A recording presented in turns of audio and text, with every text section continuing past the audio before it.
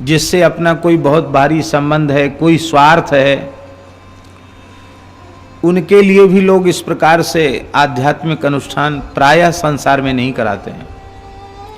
लेकिन इस बात से हमारे चित्त में बड़ी प्रसन्नता है कि जिन जिन के प्रति आपका स्नेह है या उनका आपके प्रति स्नेह था, या सत्संग के नाते, ब्रजभूमि की नाते उनसे संबंध है, चित्रकूट के नाते संबंध है, उन सबको भी आप इस पवित्र सूर्यश्याम गो आराधन महोत्सव में श्रीमद् भागवत के मूल पारायण के माध्यम से याद कर लेते हैं। ये बहुत ऊंचा कृतज्ञता का भाव है। और आप जिन जिन को याद करते हैं वे सब निश्चित ही ठाकुर जी की सन्निधि में पहुंचकर बहुत प्रसन्न होते होंगे कि हमारे प्रति प्रेम का ईमानदारी से निर्वाह किया गया, सच्चाई पूर्वक निर्वाह किया गया। श्रीमती सुशीलाबेन राम प्रसाद जी गोयन का मानव सेवा में संलग्न एवं संस्कृत जगत की बड़ी सेवा करते रहे। तिरुपति बालाजी में, तिरुमला में ट्रस्टी भी रहे। श्री लक्ष्मी नारायण मंदिर बहुत विशाल कलकत्ते में उन्होंने बनवाया। उनकी स्मृति में भी एक श्रीमद् भागवत का मूल पारायण यहाँ रखा गया है। और एक बात और समझ ली, जिन जिन के नाम से पारायण रखा उनके परिवार से कोई संपर्क करके और कुछ सेवा मांगी गई हो ऐसा नहीं सोच लेना अपने मन में। एकदम निष्काम निस्वार्थ भाव से उनके लिए आपके हृदय में प्रेम है, भाव है, इसलिए उनके निमित्त ब्रजभूमि में श्रीमद् भागवत का मूल पारायण करवा रहे हैं। श्री तुलसी भाई तन्ना जी रमेश भाई जी के, श्री रमेश भाई ओझा जी के चचेरे भाई थे। सामाजिक कार्यों में संलग्न रहते थे और मुंबई का बहुत प्रसिद्ध सत्संग का स्थान है प्रेमपुरी आश्रम, उसके चेयरमैन और ट्रस्टी भी थे। उनके निमित्त भी एक श्रीमद् भागवत जी का मूल पारायण यहाँ रखवाया गया है। और मिथिलेश बहन जी को तो आप सब जानते ही हैं। सूर्यश्याम गौशाला से कब से जुड़ी थी वो? बहुत पहले से हैं, हमारी पहली कथा से। और पहली कथा से लेकर पिछली कथा तक तो वे रही ही।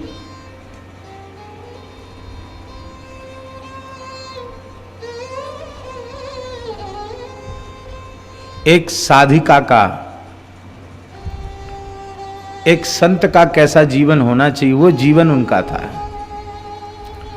और पूज्य गुरुदेव स्वामी श्री अखंडानंद सरस्वती जी महाराज की पूर्ण कृपा थी।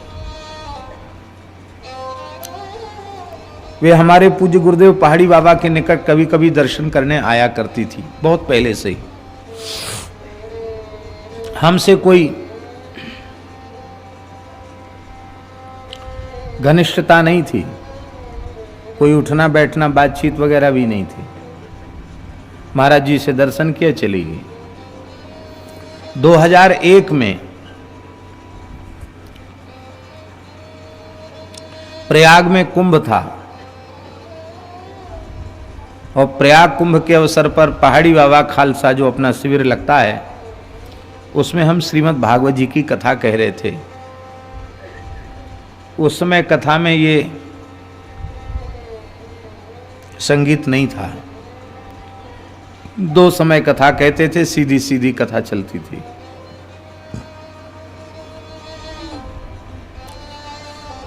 तो वे और एक कानपुर वाली माताजी, वो दोनों गंगा स्नान करके आ रही थी। झूसी में श्री स्वामी विष्णु आश्रम जी के आश्रम में रुकी थी। वहां से आ रही थी तो कान में कथा का शब्द पड़ा। तो भगवान की लीला है, अकस्मात उन्हें इतना आकर्षण हुआ उस शब्द का कि स्नान करके उन्हें पहुंचना चाहिए अपने आवास पर। वहां न पहुंच के वो आवाज के सहारे पंडाल में आ गई। और जब वहां आकर बैठी तो उनको एक ऐसी अनुभूति हुई जिसको वे कहती थे भगवान की लीला किसको क्या अनुभव करा दें। उनको क्या अनुभूति हुई, कोई स्वप्न नहीं, कोई निद्रा नहीं, कोई तंद्रा नहीं। कथा सुनते सुनते उनको अनुभूति हुई कि हमारे गुरुदेव ही बैठकर कथा कह रहे हैं। पूज्य स्वामी श्री अखंडानंद सरस्वती जी के स्वरूप का अनुभव हुआ उनको। अब वो तो कितनी आयु के थे, हम तो अभी भी बालक ही हैं। उस समय 2001 में तो अवस्था और कम थी,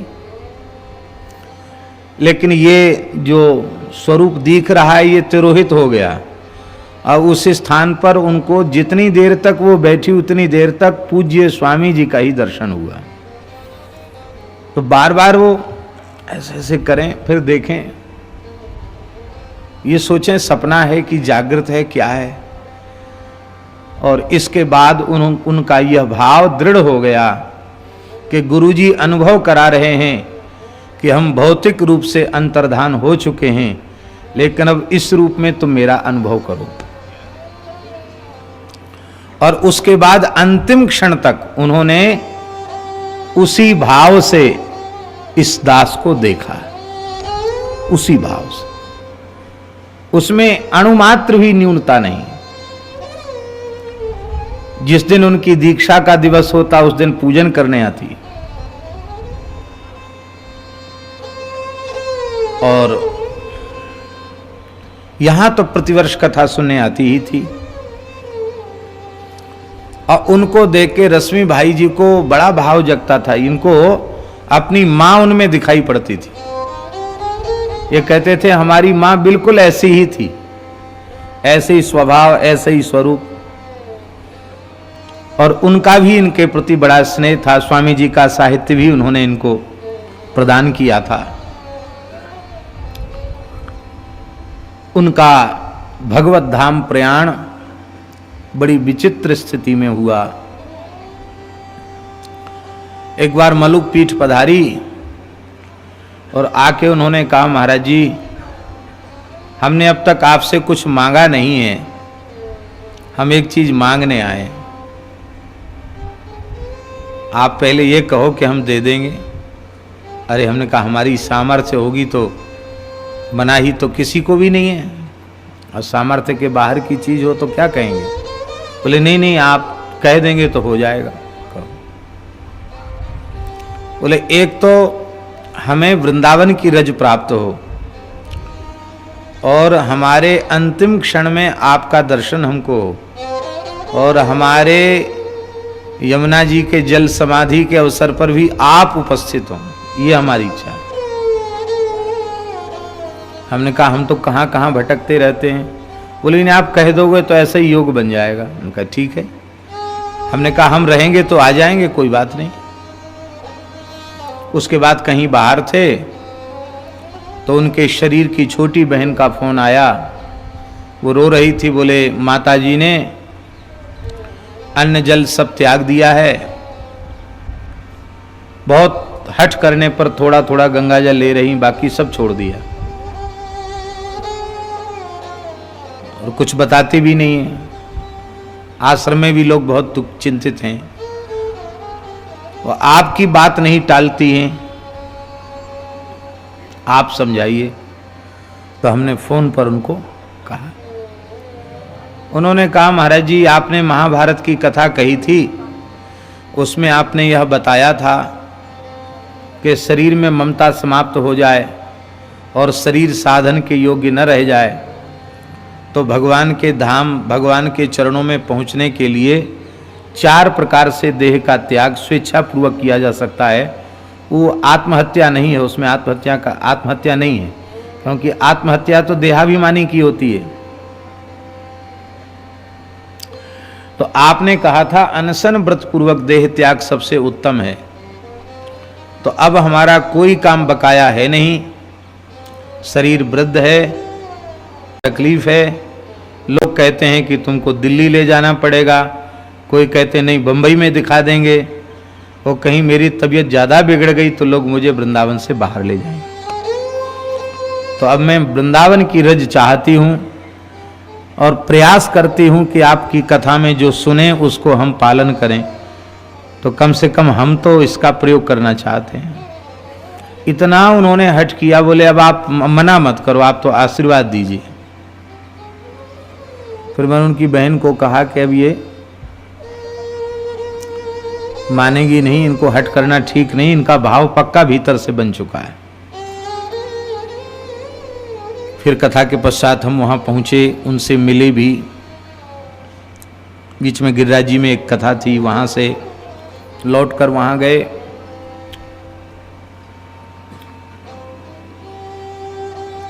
बीच में 2-3 बार उनसे मिले। आखिरी बार, तीसरी बार जब हम मिले तो यहाँ गिरिराज जी में कोई उत्सव था या कथा थी पता नहीं, यहां से हम वापस हुए तो वहां से संदेश आया कि आ जाएं तो अच्छा है। तो रात्रि बहुत हो गई थी, लगभग 10:30-11 बज रहा होगा। पहुंचे आश्रम में। उस समय 39वां दिन था उनको बिना कुछ लिए। अब गंगाजल भी छूट गया था, बहुत कम, मुश्किल से पूरे दिन में 2 या 3 तोला गंगाजल भीतर जाता होगा। 2-3 तोला का मतलब होता है 30-35 ग्राम। बहुत मुश्किल को, वो भी थोड़ा थोड़ा। तो हम पहुंचे तो अत्यंत भाव में भर गई। मस्तिष्क एकदम सही, दृष्टि एकदम सही, माने कोई वेदना या कष्ट का भाव उनके चेहरे पे नहीं था। उन्होंने कहा महाराज जी अब शरीर इस स्थिति में नहीं है कि मैं आसन से उतर के उठ के प्रणाम करूं। मेरी अंतिम अभिलाषा है, आप चरण ऊपर रख दीजिए, ऊंचे ऊंचे पे। प्रणाम किया और फिर उन्होंने कहा कि मुझे बिल्कुल कष्ट नहीं है, मैं अत्यंत आनंद में हूं, कोई पीड़ा नहीं, कोई कष्ट नहीं, अत्यंत आनंद में हूं। और अब तो बस आखिरी दर्शन है। और एक बात कही कि 16 आना हमारा मन भगवान में लगा हुआ है। मन सुन के बहुत प्रसन्न हुआ, बोले कुछ सुना दीजिए। तो हमने कहा हम तो पोथी लिए नहीं, भागवत जी में से कुछ सुना देते, मूल में से। उनका यहाँ पोथी है, तो उन लोगों को पता नहीं था।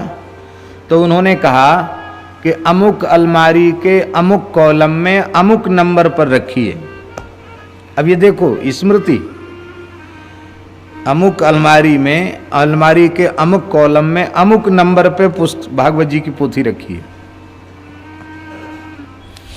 तो हमने मन में भाव किया कि जैसे ही पोथी खोलेंगे जो प्रकरण आएगा उसी को मूल सुनाएंगे। तो जैसे ही पोथी खोली तो उसमें रुद्र गीत आया। भगवान शंकर प्रचेताओं को जो भगवान की भक्ति का उपदेश कर रहे हैं, भगवान के ध्यान का उपदेश कर, बड़ा अद्भुत गीत है रुद्र गीत।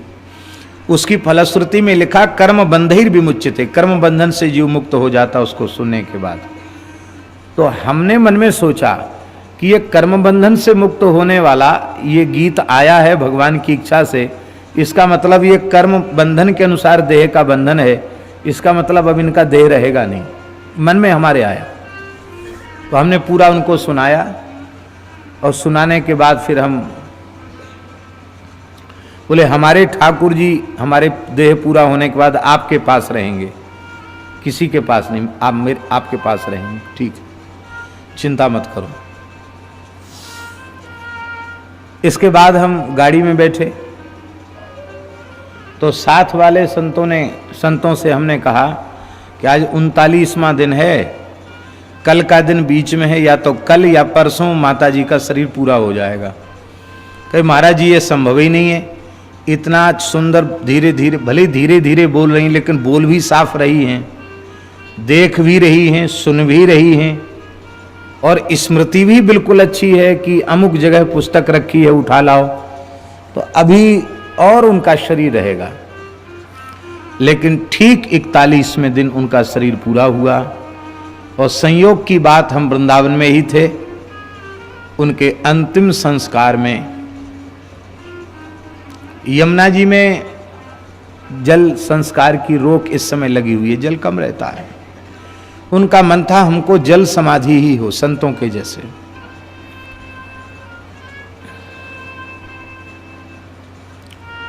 जल समाधि पे रोक तो फिर ये किया गया कि भले धरती में जमुना जी के किनारे भू समाधि हो और अग्नि में न जलाया जाए। उनका मन था पक्का।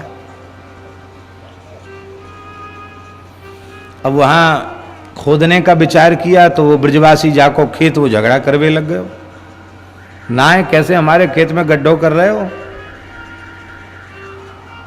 अंत में उनकी इच्छा के अनुरूप यमुना जी के जल में ही उनकी समाधि संपन्न हुई।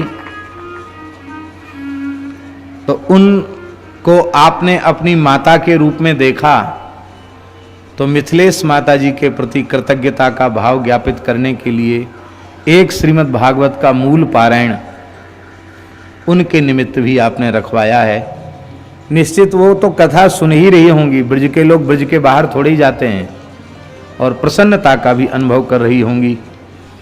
और उनकी स्मृति में कथा होनी चाहिए, ये भी उनकी इच्छा थी, तो वो भी कथा भी हम ही कह रहे हैं, वो पाठ भी हो रहा है। तो ये सहज संयोग भगवत कृपा से बन गया।